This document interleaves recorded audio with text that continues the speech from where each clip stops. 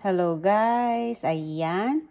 Magluluto tayo ng pambota. So, ang ginamit kong karne is chicken. Tapos yung chicken feet guys. So, pakukuluan muna natin ng 20 to 30 minutes. Pero ang gagawin ko, 30 minutes ko siya pakukuluan. Para matanggal muna yung mga, yung mga ganito, yung mga ayan, ganyan. Para may buto-buto siya guys. At saka yung collagen natin na chicken feet. Ayan guys. So magluluto. Kasi napagod na yung mag-ama na kumain ng fish. So ang gagawin natin ngayon ay pagkain ng mga Aprikano guys. Masarap siya. Parang basta mamaya. Papakita ko sa inyo ayan. So pakukuluan muna natin ng mga 30 minutes. Tapos itatapon natin yung tubig. And then ayan, magpapakukuluan na natin siya. So, yan muna ang first step. Okay? So, ayan guys. Nag-boil na siya ng mga 20 minutes. O, see? Nakita nyo yung mga dumi-dumi doon, o. Yung mga niya. So, ano ba yun? Itatapon natin siya. I-rinse natin. Okay? Set up ko yung camera.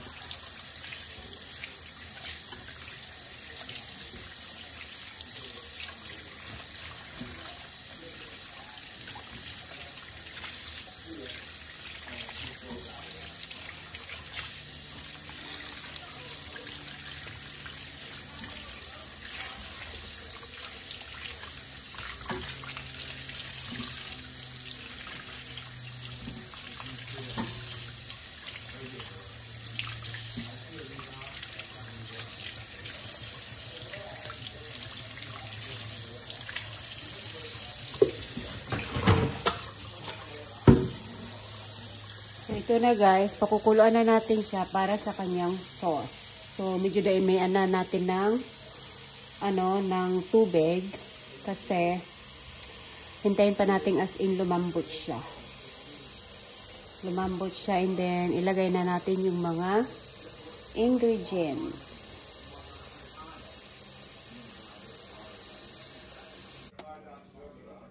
So, ayan guys, after natin napakuluan ulit ng 30 minutes, hahanguin natin kasi lalagay natin yung mga ingredients. Ayan.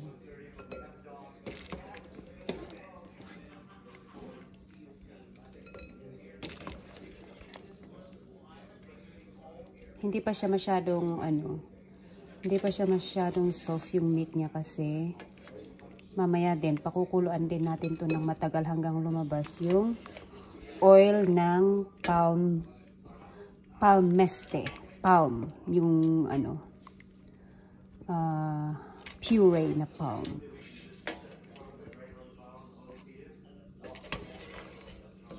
Papakita ko sa inyo mamaya. Tanggalin ko lang to.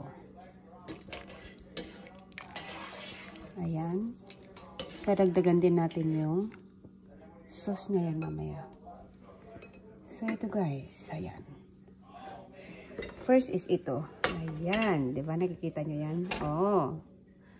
Ganyan yung bunga niya, yung palm.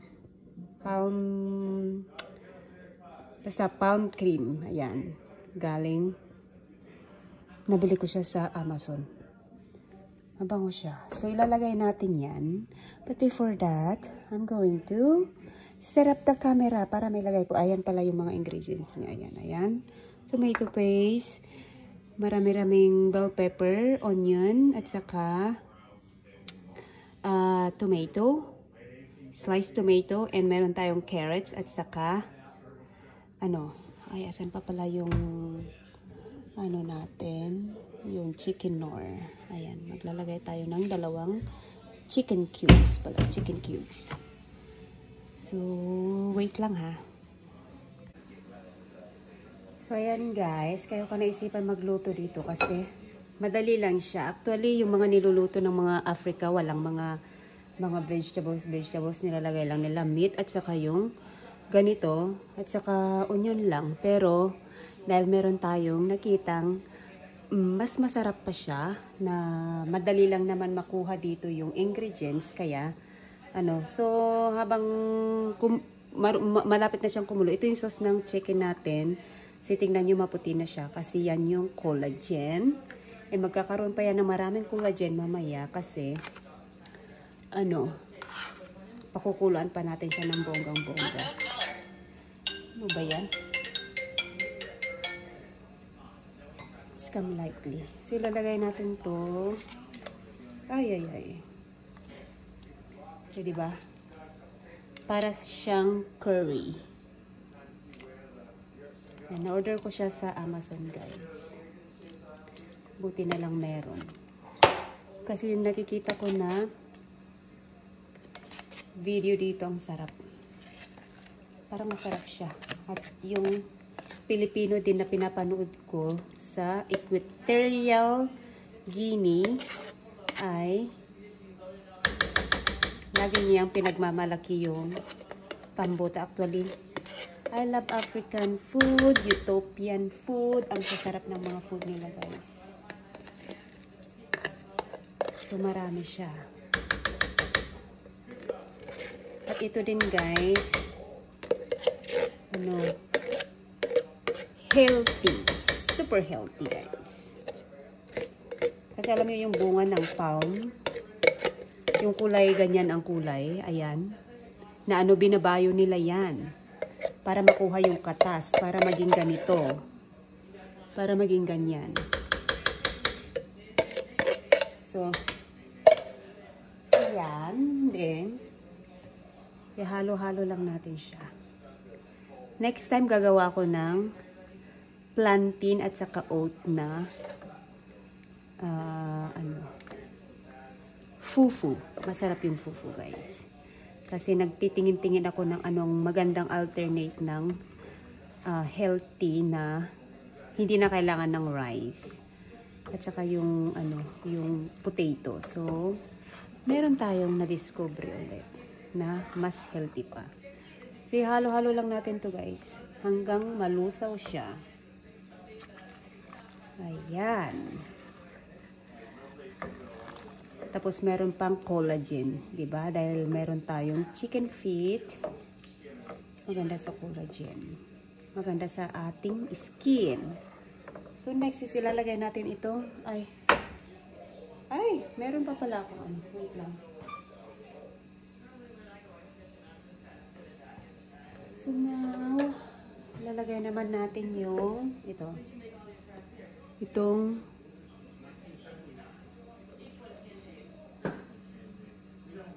tomato paste.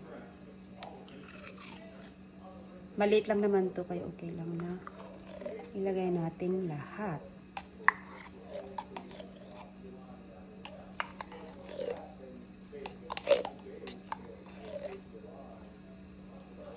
Hopefully yung lalagyan natin is magkasya kasi marami akong ilalagay na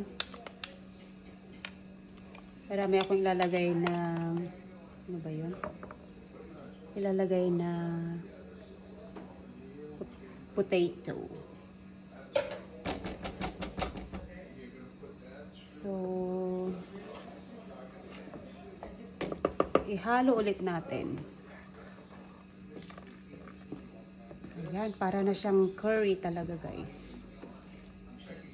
Pero mamaya lalabas yung, habang pakukuluan natin ng matagal, lalabas yung oil. Ayan, nagbuo-buo pa siya. So, kailangan nating ihalo ng mabuti.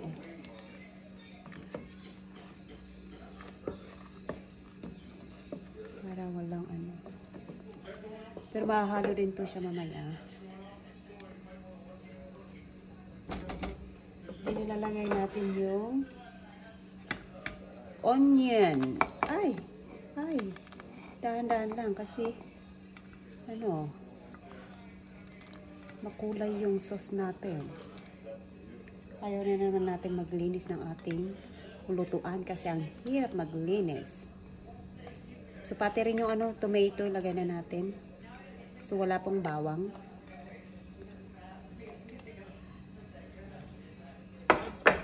Ayan, mamaya yung mga soy. At ano, so ito lang muna. So, ayan. Lutuin lang natin ng mga konti-konti lang.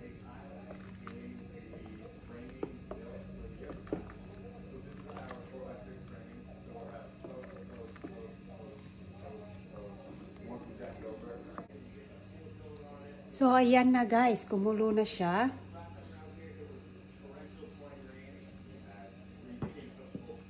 Ayan, kumulo na. Tapos, lalagay natin yung chicken cubes.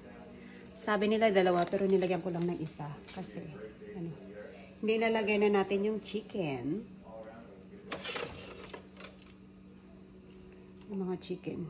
Dahan-dahan lang kasi mahirap na matalsikan. So, ito, iluluto natin hanggang lumabas yung oil ng ating palm. Tapos, pag lumabas na yung oil ng palm, malambot na rin yung ating chicken, then nilalagay natin yung carrots, bell pepper, and potato. Pwedeng ito na okay na kasi yun ang usually na nakikita ko na ginagawa ng mga African. Pero dahil kinukopya natin yung ginawa ng Pilipino na taga doon, is silang nagsabi na mas masarap daw paglagyan ng bell pepper, carrots, and potato kasi para siyang kaldereta na mas masarap pa sa kaldereta na parang chicken curry. Tapos ano pa yung isa? Kare-kare. So, titikman natin yan mamaya. So, hindi ko natatakpan kasi baka mamaya mag-ano pa. So, kulang yung ano natin. Kulang yung pot natin. Wala na tayong mas malaki na pot. Kasi, dinala ko yung malaking pot namin sa Pilipinas. So, ayan. Tanggalin ko kaya yung foam. So, tatanggalin ko yung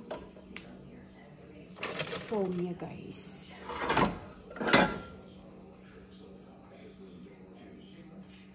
Ayan, nakikita nyo yung red na yun? Yun yung oil ng ating palm neste. Makikita nyo rin yan mamaya. So, tatanggalin ko yan and then pakukulaan natin ng matagal din para lumambot din yung ating chicken feet at saka yung chicken. Para yung soup niya ay masustansya dahil nandun yung collagen.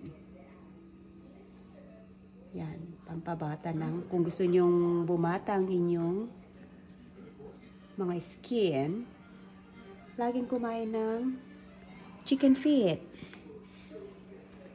Uy, sayang naman yung oil dahil yan daw ang nagpapasarap. Okay guys, balitaan ko kayo ulit mamaya.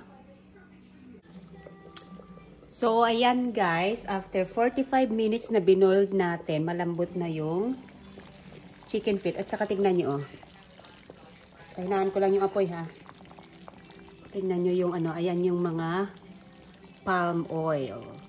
Yung oil. So, okay lang yan. Dahil healthy yan guys. So, ilalagay na natin yung, ayan.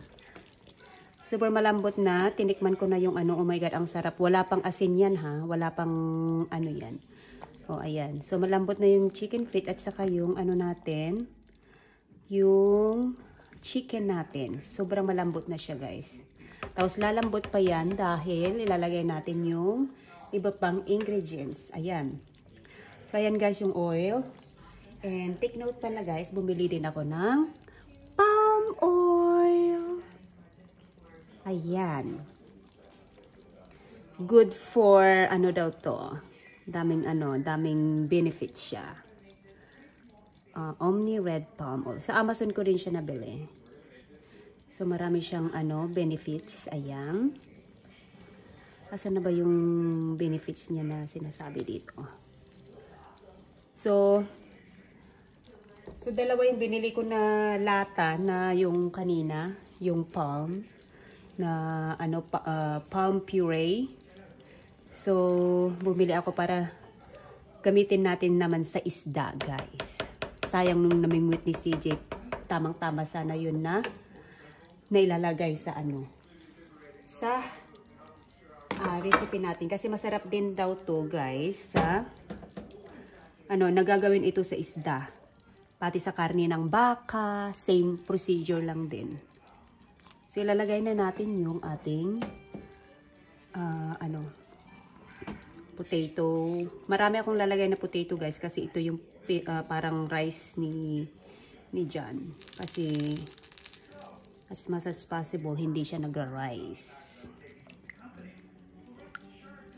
Tapos next time gagawa ako ng fufu, banana and oats na fufu guys. Plantain. Mga kinakain din ng mga African. I love African food and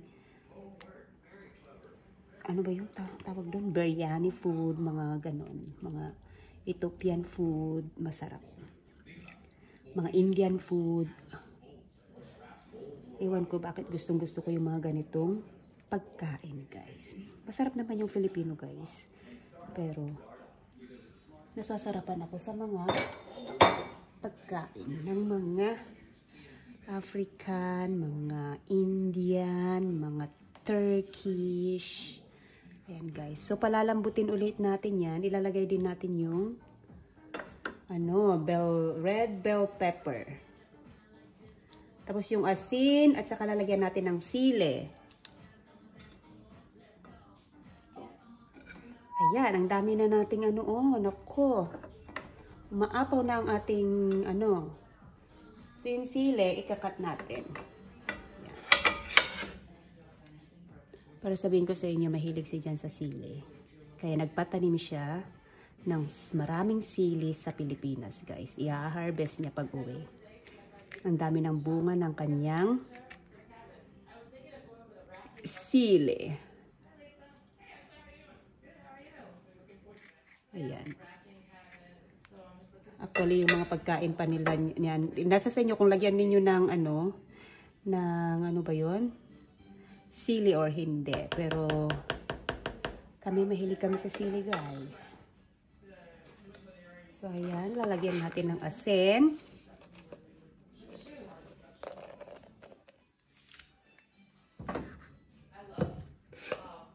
So kayo na ang bahala magtitimpla, titikman ko lang din ito mamaya kung tama lang yung asin. Actually, kunti lang yung nilagay kong asin kasi malaki itong kaserola natin. Ayan. So, kailangan pang lumabas yung,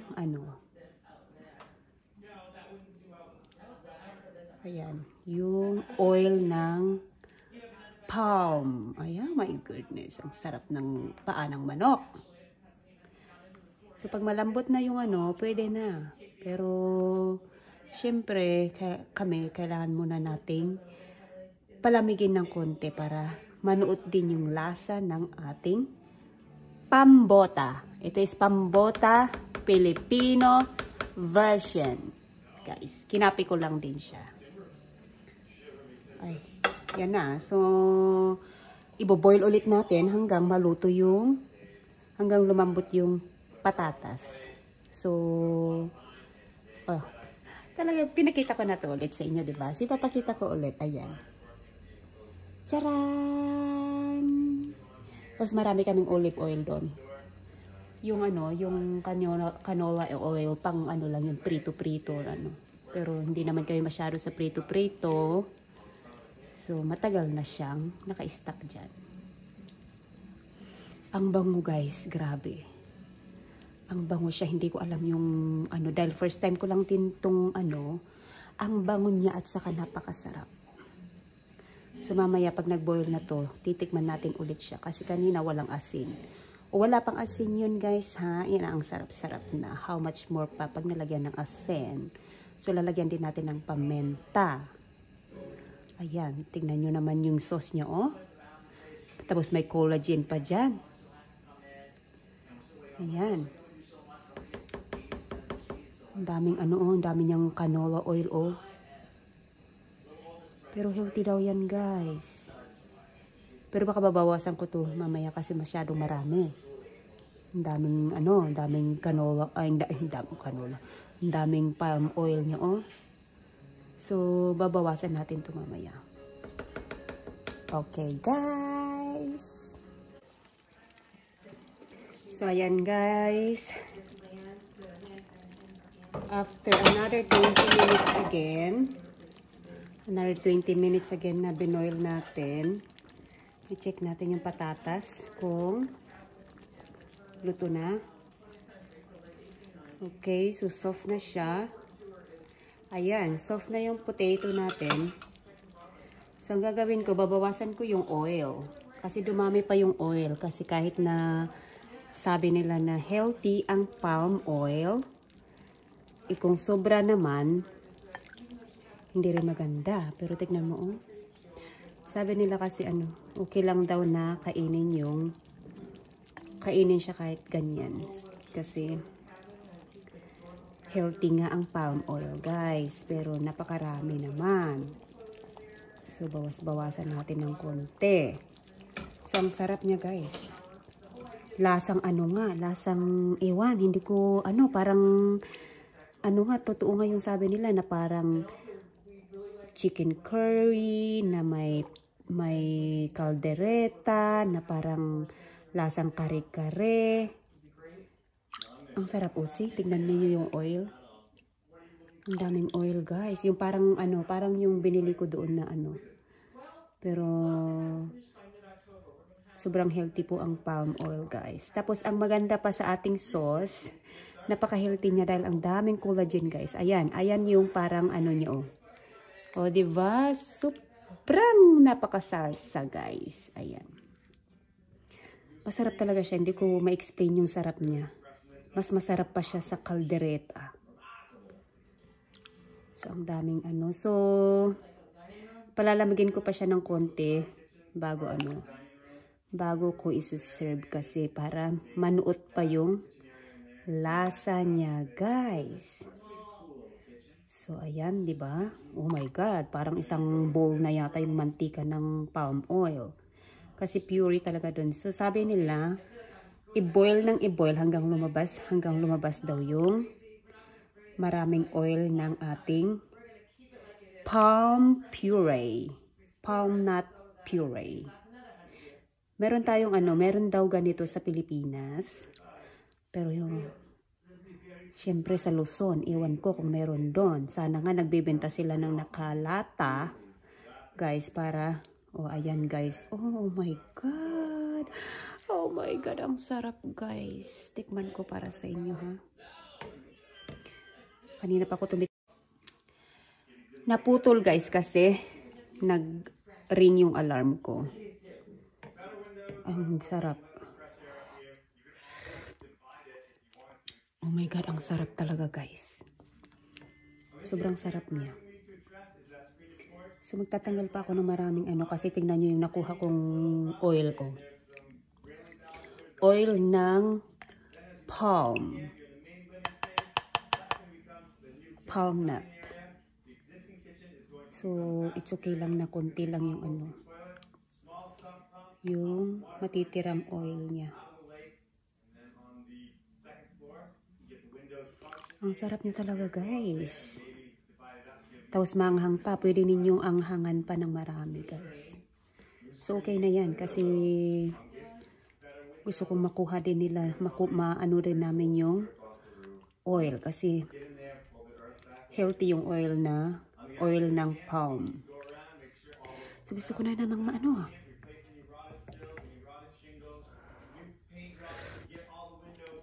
Oh my God, ang sarap guys. So hanggang yan lang. Dami kong nakuhang So ilalagay natin to sa ating garapon at itatapon na. Okay guys, thank you for watching. Ang haba ng video natin today. God bless you all. Get it out on the porch, somehow turn it, get it pointed the right direction. You can't get it past the tree. That's the other issue. So what's the plan? Are we going to swing this up for you? Right now we're wasting time with this thing. We spend too much time on it. Time is money. We just need to get rid of this thing now.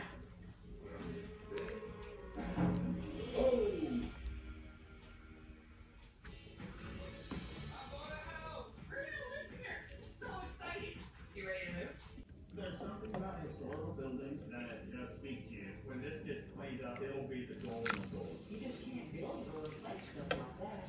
Oh my goodness! Restoration Gold with Glenmark all new this Monday at 8/7 Central. And now a Magnolia Network special sneak peek.